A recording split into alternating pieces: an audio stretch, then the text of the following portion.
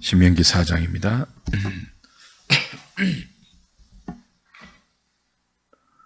41절부터 43절까지 같이 한 목소리로 합독하겠습니다. 구약성경 268페이지 신명기 4장 41절, 42절, 43절입니다. 그때에 모세가 요단 이쪽 해돋는 쪽에서 세 성읍을 구별하였으니 이는 과거에 원한이 없이 부지 중에 살인한 자가 그곳으로 도피하게 하기 위함이며 그중 한 성읍으로 도피한 자가 그의 생명을 보존하게 하기 위함이라. 하나는 광야 평원에 있는 베셀이라 로벤 지파를 위한 것이요 하나는 길앗 라못이라 갓 지파를 위한 것이요 하나는 바산 골란이라 므낫세 지파를 위한 것이었더라. 아멘.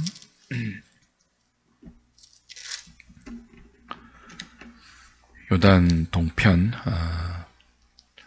해돋는 쪽이라고 오늘 표현하고 있는데요. 가나안에 들어가기 전 요단 동편에 있는 바산 왕 옥과 시혼 아모리 왕 시혼과 바산 왕 옥의 땅을 하나님께서 점령하게 하셨는데요. 그 땅을 두 지파 반에게 주지 않았습니까? 루벤과 갓과 므낫세 반지파에게 주었는데 이제 그 지역에 도피성 세 성읍을 마련해 주시는 그런 내용입니다. 41절 보시면 이 도피성을 구별한 성이다 그렇게 표현해요. 그때 모세가 요단 이쪽 해돋는 쪽에서 그 요단을 건너기 전 요단 동편 땅을 말해요. 그쪽에 세 성읍을 구별하였다. 이 세 성읍은 말씀드린 대로 아모리 왕 시혼, 바산 왕 옥이 이스라엘 백성이 통거하게 해달라고 할 때 거절하지 않았습니까? 거절할 뿐 아니고 이스라엘을 공격했죠. 적대적으로 대했죠. 그래서 하나님께서 예정에 없었던, 원래는 계획에 없었던 이 아모리 왕 시혼의 땅과 바산 왕 옥의 땅을 이스라엘이 점령하게 하셨어요. 그리고 그 땅이 목축하기에 좋은 땅이라고 생각되어서 이 두 지파 반, 로벤과 갓과 므낫세 반 지파가 우리는 강을 건너지 않고 여기에 머물게 해 주십시오 청을 했고, 그 청을 받아들여서 그 땅이 그들의 기업이 되게 했죠. 근데 그 땅 중에 하나님은 모세를 통해서 세 성읍을 구별하게 했습니다. 왜 구별했는가 하면 42절에 이렇게 설명해요. 이는 왜냐하면 그런 뜻입니다. 과거에 원한이 없이 부지 중에 살인한 자가 그것으로 도피하기 위함이다. 그 부지 중에 살인한 자가 도망갈 수 있는 성으로 세 성읍을 구별해 주셨다는 거죠. 그래서 부지 중에 살인한 자가 이 세 성 중에 가장 가까운 한 성읍으로 도망하여서 피해자의 가족들에게 무자비한 복수를 당하지 않도록 그의 인권과 그의 생명을 보호한 제도적, 법적 장치가 바로 이 도피성 제도입니다. 살다 보면 그럴 때 있지 않습니까? 실수할 때 있잖아요. 전혀 의도치 않았는데 우발적으로 다른 사람의 생명을 상하게 하고 마음을 다치게 하고 그럴 때 있습니다. 나중에 신명기 19장 가면 이 도피성 제도, 요단 서편이죠. 이제 가나안 땅에 들어가서 또 따로 새 성읍을 하나님이 지정해 주시거든요. 그때 조금 더 자세하게 설명이 됩니다만 한번 가보십시오. 신명기 19장 그 예가 이렇게 예가 들어집니다.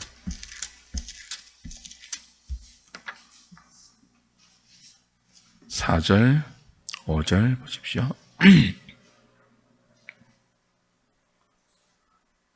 살인자가 그리로 살만한 경우는, 그리는 이 도피성입니다. 이러하다 곧 누구든지 본래 원한이 없이 부지 중에 그의 이웃을 죽인 일. 예를 들면 4절에 사람이 그 이웃과 함께 벌목하러 산림에 들어갔다가 손에 도끼를 들고 나무를 할 때 도끼가 자루에서 빠져 그의 이웃을 맞춰 그를 죽게 한 경우예요. 전혀 의도가 없는 경우죠. 같이 나무하러 갔는데 나무를 베기 위해서 도끼를 찍는데 이 도끼 자루에서 도끼날이 빠져버렸어요.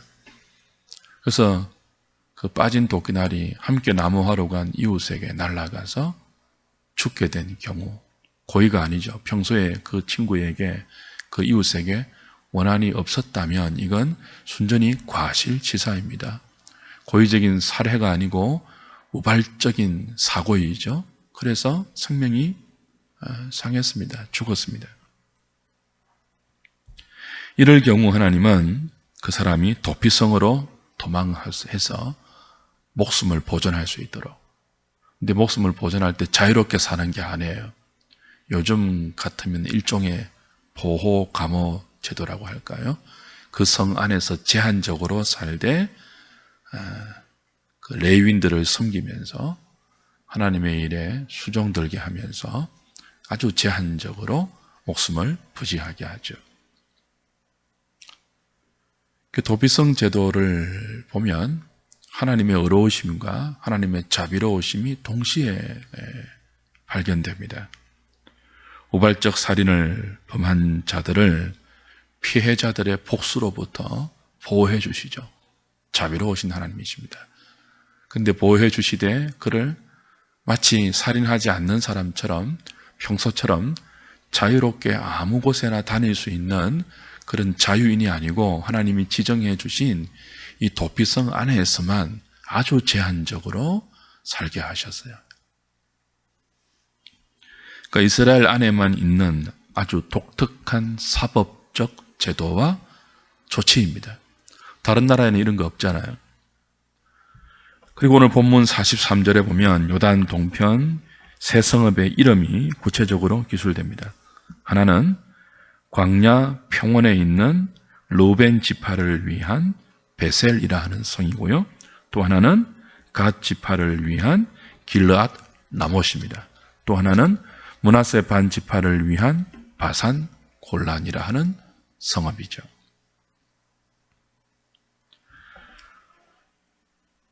조금 전에 보았던 19장 그 3절과 2절 초반부를 보면 이런 말씀이 있습니다. 도피성을 마련해 주시는데 그 하나님께서 지정해 주신 성읍은 길을 닦아야 돼요. 우발적으로 살인을 범한 자가 잘 도망갈 수 있도록 길을 닦으라고, 도로를 내라고 해요. 그리고 멀지 않도록. 그리로 가다가 피해자들의 가족이 복수심이 불이 타서 쫓아가서 죽일 수 있으니까 빨리 도달할 수 있는, 어디서든지 가장 빨리 도망갈 수 있는 성읍을 지정해 주시고, 그리고 그 성읍으로 가는 길까지 뭐예요? 닦으라고 하세요. 큰 배려이죠.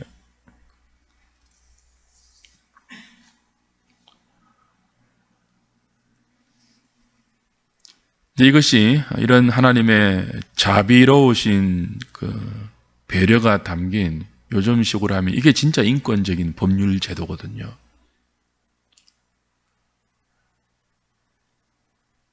뭐 피의자 공표 이런 거 아닙니다. 하나님께서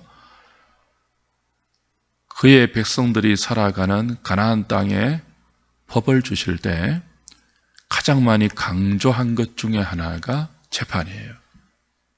구부러진 재판 못하도록. 그래서 그 땅에 힘없는 자, 가난한 자, 약한 자들이 억울함을 당하지 않도록 재판을 통해서 억울함이 해소되는 그런 제도와 그런 법률을 언약의 규례에 담아서 구체적으로 주셨어요. 그 중에 하나가 도피성 제도예요. 우발적으로 살인을 저질렀을 때 그 사람의 인권을 하나님께서 피해자의 가족의 복수심으로부터 보호해 주시는 거죠. 근데 이걸 무작정 보호하지 않습니다. 이 제도를, 이 은혜스러운 제도를 악용할 수 있기 때문에 신명기 19장 가면 보완하는 장치가 나오는데요. 그럴 경우 뭐죠?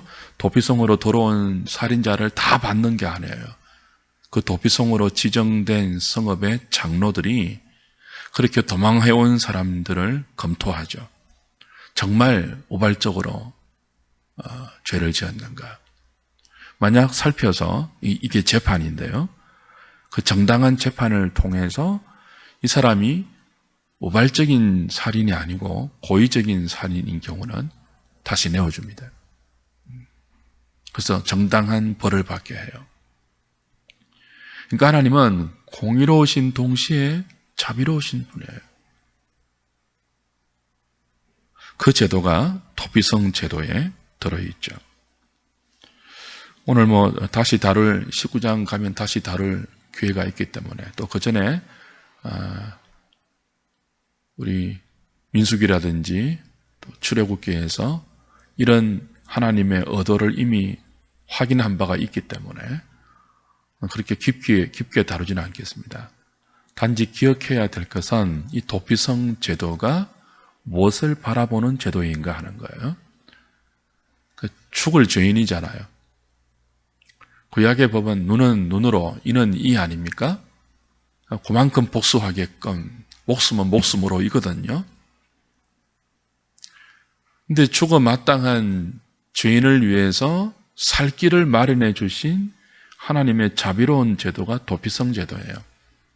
그리고 훨씬 더 넓은 이 하나님의 은혜가 이스라엘 백성 전부에게 마련된 것이 무엇입니까? 제사 제도이죠.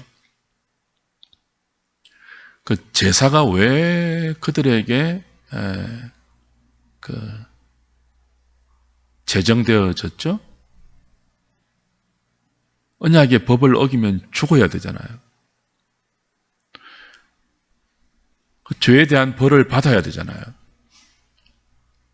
근데 이스라엘 백성들이 구원을 받아서 하나님의 언약 백성이 되었음에도 불구하고 그 율법의 자비로운 말씀대로 살지 못하고 율법을 범하여 죽을 죄인이 되었을 때 그 죽음을 건져서 다시 하나님의 은혜와 복과 생명 가운데 살 수 있도록 하신 것이 제사제도 아닙니까?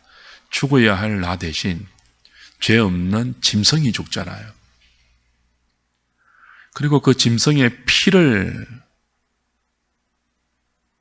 받으시고 우리에게 다시 살 기회를 주시거든요. 그러니까 제사제도, 죽을 죄인에게 생명의 길을 마련해 주시는 하나님의 은혜가 담긴 제도입니다.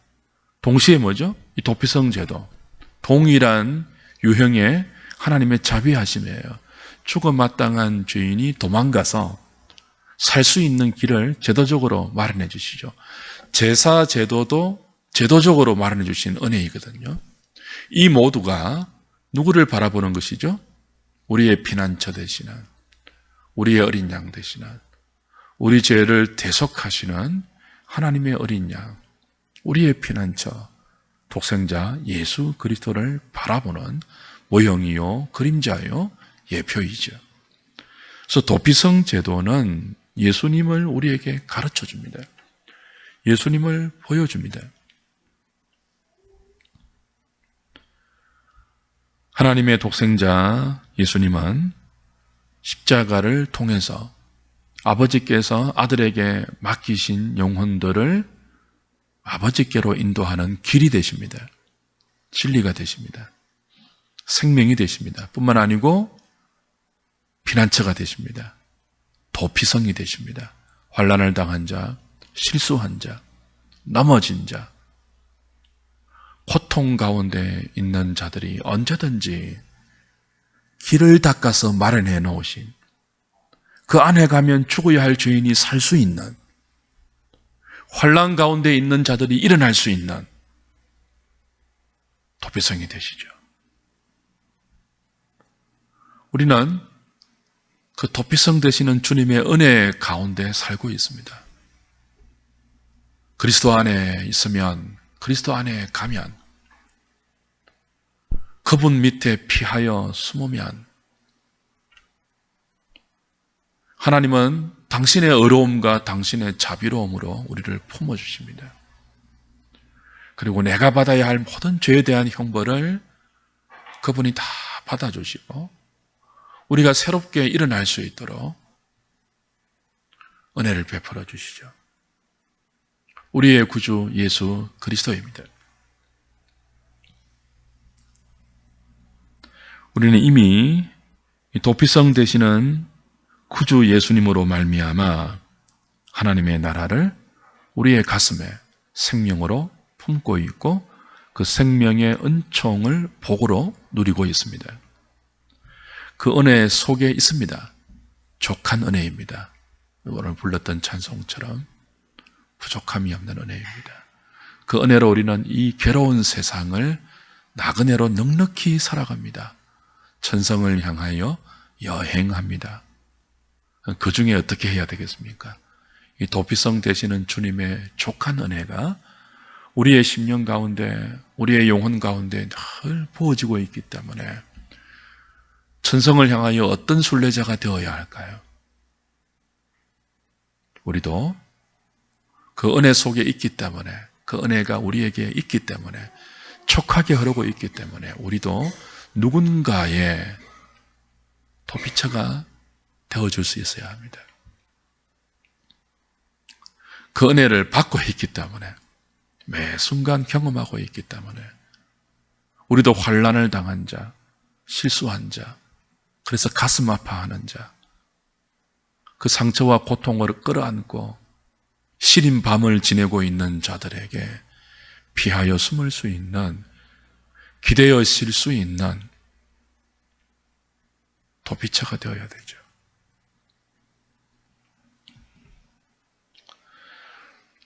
완전한 사람이 어디 있습니까? 살다 보면 의도치 않게 실수할 때가 있지 않습니까? 정말 우발적으로 다른 사람에게 본의 아니게 피해를 입히고 아프게 할 때가 있습니다. 육신을 상하게 할 때도 있습니다.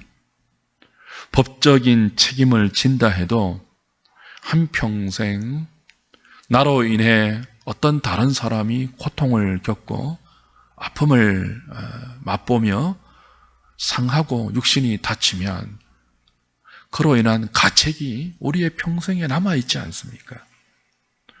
다른 사람의 눈에 한평생 죄인의 굴레를 뒤집어 쓰고 살죠. 그래서 평생 그것이 그 사람을 짓눌러서 힘들게 하죠. 낙인이 찍히지 않습니까?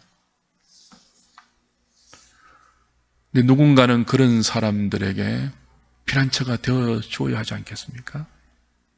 손가락질하고 전과자라고 말하고 찬바람이 쌩쌩 돌게 대해주는 것이 아니고 휘두르는 칼로 맞이하는 것이 아니고 다 버린다 할지라도, 다 외면한다 할지라도 우리가 도피성 되시는 주님에게 그 품을, 그 주님의 품에 안길 수 있는 은혜를 입고 살기 때문에, 그 은혜로 오늘 우리가 생명을 누리고 있기 때문에 우리도 그런 사람에게 큰 일은 아니지만 아주 작은 피난처로 존재할 수 있어야 하지 않겠습니까? 우리가 잘 아는 빅토르 위고의 레미제라블이라는 작품이 있죠. 정발장이 나오지 않습니까? 배가 고파서 빵 한 조각을 훔쳤어요. 그럼 그 빵 한 조각을 훔치다가 들켰다면 얼마나 배가 고팠으면 빵 한 조각을 훔쳤을까? 그래서 한 조각 더 손에 쥐어주면서 돌려보내면 얼마나 좋겠습니까? 근데 세상은 살벌해서 그렇지 않습니다. 강박한 인생들은, 살벌한 세상은 그 장발장을 감옥으로 보냈죠. 그리고 19년의 옥살이를 살게 만들었습니다. 겨우 가석방이 되어서 나왔을 때 전과자라고 아무도 받아주지 않았어요. 저 장발장의 가슴에 이 세상을 향한 분노와 복수심만 더 가득 차게 되었죠. 그때 이 장발장을 유일하게 따뜻하게 대해준 사람이 누구죠? 미리엘 주교 아닙니까? 따뜻하게 대해주었습니다. 그런데도 너무나 이 장발장이 마음이 고장나 있었기 때문에, 비뚤어져 있었기 때문에 은혜를 베푼 이 미리엘 주교를 배신하고 은잔을 훔쳐서 도망가죠. 잡혀서 다시 오지 않습니까? 그때 미리엘이 어떻게 대합니까? 이거 훔친 것 아니다. 내가 선물로 주었는데 다른 것까지 같이 선물로 주는데 왜 이것밖에 갖고 가지 않았냐고 그를 품어주죠. 모든 세상이 전과자라고 19년간 옥살이한 상종하지 못할 인간이라고 찬바람이 쌩쌩 불게 휘두르는 칼처럼 그를 대했을 때, 그리고 그에 걸맞게 주교의 은혜를 저버리고 도둑질로 다시 갚은 이 장발장은, 미리엘은 마치 도피처처럼 은혜를 베풀어 주었어요. 이 사건이 장발장의 일생을 바꾸는 계기가 되죠. 그런 나도 이 주교처럼 다른 사람을 쉬게 할 수 있는 도피처 같은 인생이 되어야 되겠다 결심하고 인생을 바꿉니다. 열심히 일해서 공장을 세우죠. 그리고 시장까지 되죠. 그 후에 많은 스토리들이 이어지지만 이 따뜻한 한 사람이 적개심과 복수심과 원한으로 가득 찬 장발장의 인생을 바꿉니다.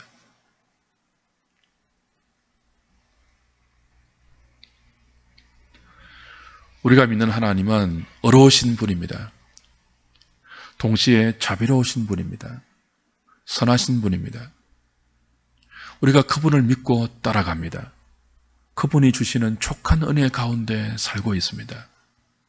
그렇다면, 그 선하신 하나님의 은혜를 입고 있다면, 그 올바르고 어려우신 하나님의 은총 속에 존재하고 있다면, 그 생명을 우리 영혼의 양식으로 취하고 있다면, 우리도 우리가 믿고 따라가고 사랑하는 그 하나님을 닮아야 하지 않겠습니까? 우리도 선하고, 우리도 올바르고, 우리도 따뜻하고 자비로운 인생으로 주변 사람들에게 존재해야 하지 않겠습니까? 우선 위대한 일을 하지는 못해도, 대단한 업적을 남기지는 못해도, 우리가 할 수 있는 범위 안에서 우리가 만나는 인생들에게, 우리가 경험하는 사건들을 통해서 내가 믿고 사랑하고 따라가는 그분처럼 착하고 선하고 어렵고 바르고 온유한 인생이 되어야 하지 않겠습니까? 주위의 이웃들이, 친한 친구들이 실수하고 넘어지고 다쳤을 때 아무도 손 내밀어 주지 않아서 그냥 그 자리에 주저앉아 있을 때 손을 내밀어 일으켜주는 사람이 우리가 되어야 하지 않겠습니까? 아무도 안아주지 않을 때, 모두가 내칠 때 따뜻한 가슴으로 우리의 품을 내어줄 수 있다면 그 사람에게 우리는 보잘것없지만 피난처가 되지 않겠습니까?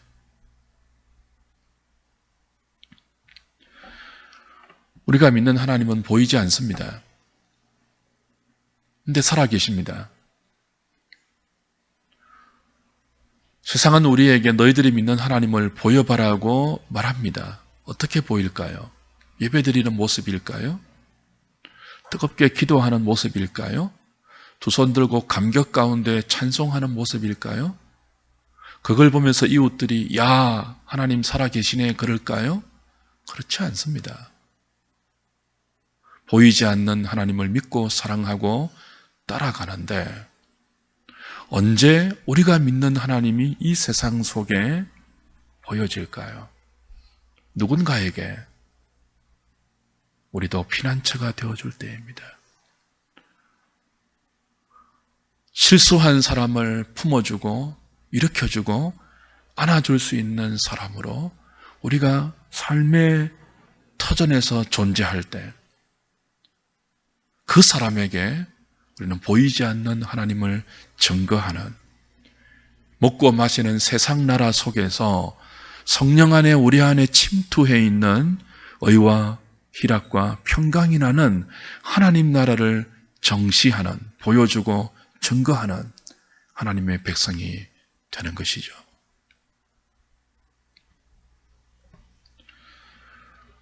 한 나라의 사법 정책은 매우 중요합니다. 한 나라의 경제 정책도 매우 중요합니다. 그래서 정책이 발라야 합니다. 그래서 국회의원을 잘 뽑아야 돼요. 그런데 아무리 정책이 어렵고 아무리 제도가 좋아도 그 제도와 정책을 운용하는 사람이 문제가 있다면 그 올바른 정책과 좋은 제도가 무용지물이 됩니다. 저와 여러분들이 국회의원이 되지는 못해도,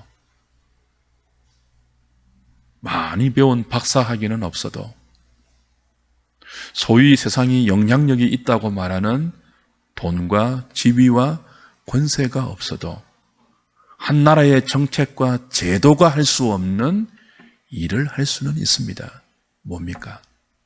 누군가의 도피처가 되어주는 것입니다.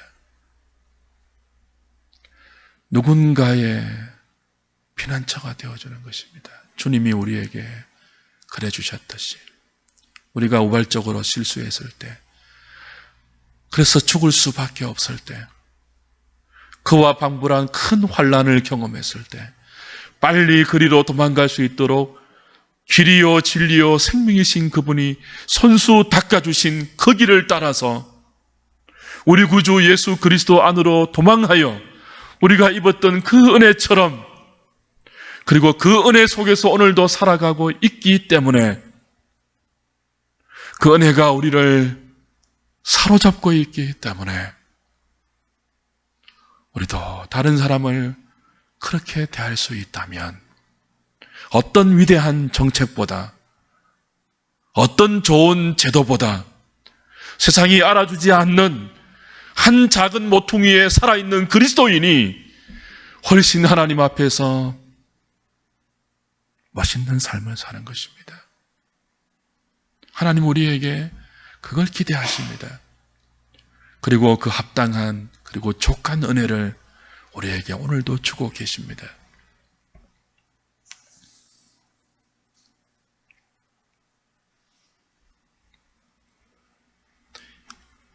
교회와 그리스도인이 그렇게 살아야 한다고 하나님은 말씀을 통해서 끊임없이 우리에게 가르치고 있고, 그렇게 살 수 있도록 성령의 은혜를 베풀고 있습니다. 그 은혜는 부족하지 않습니다. 족합니다. 세상보다 더욱 큰 은혜로 부어지고 있습니다. 문제가 무엇이라고요? 은혜 주시는 하나님이 문제가 아니고 그 은혜를 받아서 사는 우리의 부족함과 완악함과 미련함과 어리석음이 늘 문제입니다. 오늘 하지 못하면 내일도 못합니다. 우리가 종종 하는 핑계가 뭐죠? 오늘은 못해도 내일 하겠다는 거예요. 조금 더 형편이 피면, 조금 더 믿음이 좋아지면, 조금 더 은혜를 더 맛보면 그때 하겠다는 거예요. 그렇지 않습니다. 이치가 그렇지 않습니다. 오늘 한 걸음 떼어놓지 못하는데 내일 두 발짝을 옮길 수는 없어요. 오늘 심지 않고 내일 꽃배기로 거두겠다는 말은 가짜입니다. 그런 법칙은 없죠. 오늘 할 수 있는 우리의 범위 안에서, 우리의 영역 안에서 크지 않아도, 위대하지 않아도, 우리 공동체가 모이는 사람 수가 적어도, 예배당이 크고 화려하지 않아도 하나님이 주신 그 은혜만큼 누군가에게 따뜻한 손을 내밀 수 있고 그들이 쉴 수 있는 그늘이 될 수 있다면 누군가 깃들 수 있는 가지가 될 수 있다면 우린 그것으로 족합니다. 세상에 얼마나 피난처가 필요합니까? 고대 궁궐 같은 좋은 집에 살면서도 돈 때문에 가족끼리 싸우는 그런 모습을 얼마나 많이 봅니까? 원수도 아닌데 형제 골육끼리, 형제 골육 친척 간에 이 돈 때문에 송사를 합니다. 재판정상에서 형제가 원수가 됩니다. 궁궐이 무슨 필요가 있습니까? 얼마나 불행한 인생입니까? 근데 그런 인생들이 많습니다. 본심이 아니지만, 정말 의도하지 않았지만 한순간의 실수로 인생 전체가 헤어날 수 없는 구렁텅이에 빠져서 신음하고 있는 그런 분들도 있습니다. 누군가가 이런 살벌한 세상 속에서 희망을 줄 수 있는 따뜻한 피난처 인생이 되어야 하지 않겠습니까? 그리스도인이 날선 검처럼 모든 일에 자기 기준을 가지고 휘두르는 칼이 되지 않으면 좋겠어요. 우리는 언제나 발라야죠. 우리는 언제나 의에 줄이고 목말라서 어렵게 살아야 되고 의를 추구해야 되죠. 그러나 하나님의 나라의 의는 휘두르는 칼이 아니고 자비함과 더불어서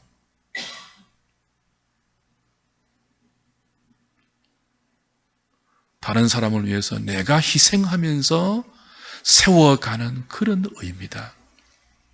강요하는 의가 아니에요. 내가 깨달았다고, 내가 알았다고, 나는 옳으니까 당신들도 그래야 한다고 강요하는 의가 아니고, 다른 사람이 그럴 능력이 없다고 보면 기꺼이 내가 가서 섬기고 희생하면서 묵묵히 내가 죽어 다른 사람을 살리는 그런 의죠. 우리는 휘두르는 칼이 아니고 따뜻한 품을 가진 온유한 존재들입니다.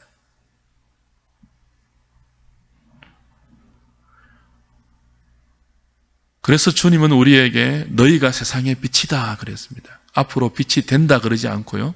앞으로 빛이 되어라 그러지 않았습니다. 이미 은혜로 구원받은 너희들이야말로 이미 세상의 빛이다 그랬습니다. 이미 세상의 소금이다 그랬습니다.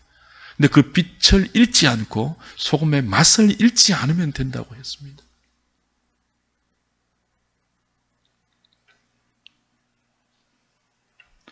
곁에 가면 찬바람이 생생 부는 사람이 아니고